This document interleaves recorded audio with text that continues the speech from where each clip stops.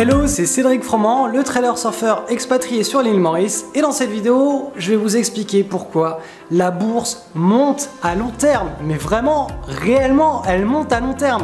Alors, il faut comprendre une chose, les actions ne montent pas à long terme, mais la bourse monte à long terme. Alors là, vous allez me dire, qu'est-ce que tu racontes? Tu es en train de dire une chose et son opposé. Alors la bourse, quand on parle de bourse, on parle d'indices boursiers. Ces indices boursiers, par exemple le SP500, c'est un indice américain construit sur les 500 entreprises les plus représentatives de l'économie américaine, et donc c'est une pondération de toutes ces entreprises. Et il faut savoir que tous les mois, dans cet indice, il y a des nouvelles entreprises qui entrent et d'autres qui sortent. Il faut que au sein de cet indice, on ait toujours les entreprises les plus représentatives à un instant T de l'économie américaine. Et donc du coup, cet indice, il est toujours constitué des entreprises qui sont en train de faire du business dans l'économie réelle. Par exemple, dans cet indice, on n'a plus d'entreprises qui font, je sais pas moi, qui vont nous faire des rails de chemin de fer ou qui vont construire des locomotives au charbon. Pourtant, il y a 100 ans, cet indice était majoritairement représenté par ce genre d'entreprise. Donc vous voyez qu'en fait, on a un indice qui tous les mois se renouvelle comme ça, il intègre certaines entreprises et il en retire d'autres, et donc du coup il est toujours en train de capitaliser sur les entreprises tout simplement qui créent de la croissance et qui créent du profit. Donc on a un indice qui est pondéré par toutes ces entreprises qui représentent à un instant T l'économie mondiale, et forcément toutes celles qui font faillite ou pour lesquelles ça ne va plus, elles sortent de l'indice et c'est les nouvelles qui rentrent. Et c'est ces nouvelles entreprises qui rentrent en permanence qui permettent à l'indice boursier de monter à long terme. Alors effectivement, dans un indice boursier, on a des crises économiques, on a des cycles. À certains moments donnés, on va avoir des baisses de moins 30, moins 50, même moins 80% sur l'indice boursier. Mais si vous regardez un graphique de 200 ans, les actions sont tout simplement l'un des meilleurs actifs au monde pour investir à long terme. Ça monte tout le temps à long terme. Et ça, en fait, il faut vraiment le mettre en parallèle, ou en tout cas en opposition avec une action. Une action, c'est une entreprise, elle aura forcément eu un moment dans sa vie, un moment de croissance, où tout va aller très très bien, parce que le marché va prendre goût pour le produit, ça va s'acheter, ça va se vendre, elle va connaître une phase de maturité, de stabilisation, et sauf si elle est capable de se renouveler et de sortir un nouveau produit, eh bien elle va décroître. Et son cours de bourse, il va suivre exactement le même cycle de vie.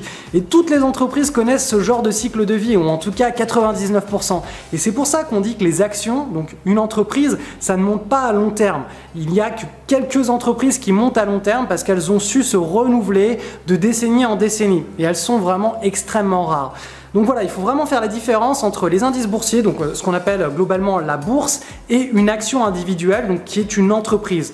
Une action individuelle ne monte pas à long terme, elle connaît simplement des moments dans sa vie où elle monte, alors qu'un indice boursier qui a un rayonnement économique international, lui, monte. Alors, je sais qu'il y a un indice boursier qui met toujours en opposition justement cette logique de la bourse monte à long terme. C'est le Nikkei, c'est l'indice japonais.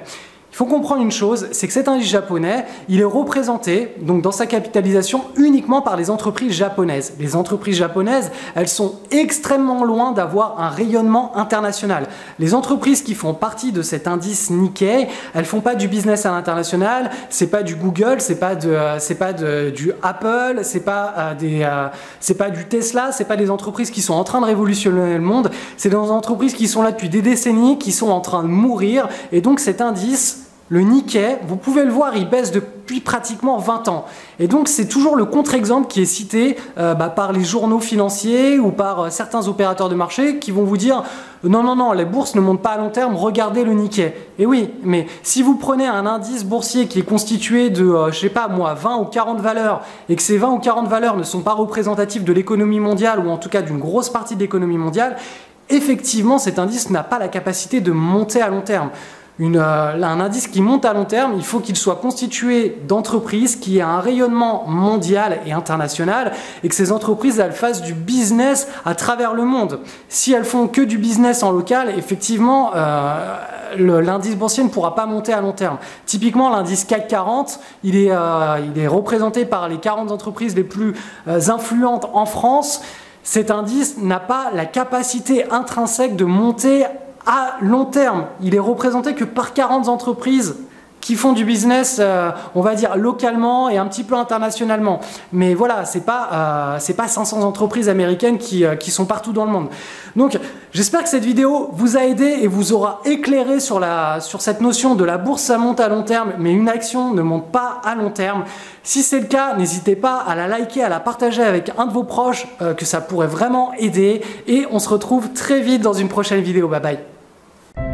Pour aller plus loin, je vous ai préparé un cours express et gratuit sur 7 jours.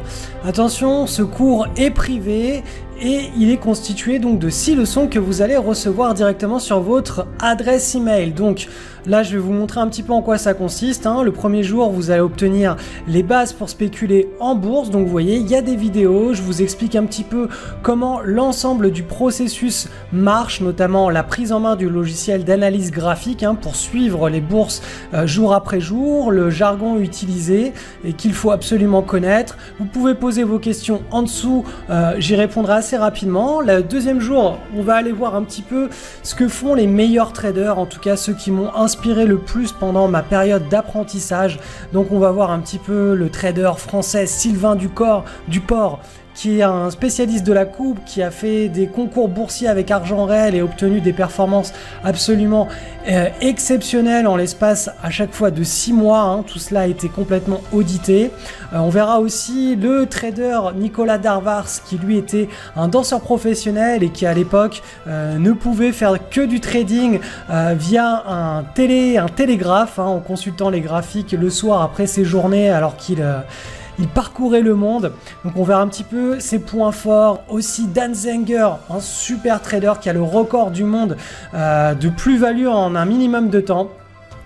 Leçon 3, on verra les différents ordres de bourse. Alors, vous verrez qu'il y a 3 ordres de bourse. Je vous ai préparé une vidéo, je vous ai tout mis avec des graphiques. Là aussi, je vous expliquerai comment les passer directement sur notre analyse, sur notre logiciel d'analyse graphique. Vous pouvez poser vos questions à la fin de ce cours. Leçon 4, là, ça, c'est le plus important. C'est les 3 stratégies qui sont basées sur les 2 plus grandes anomalies statistiques de marché.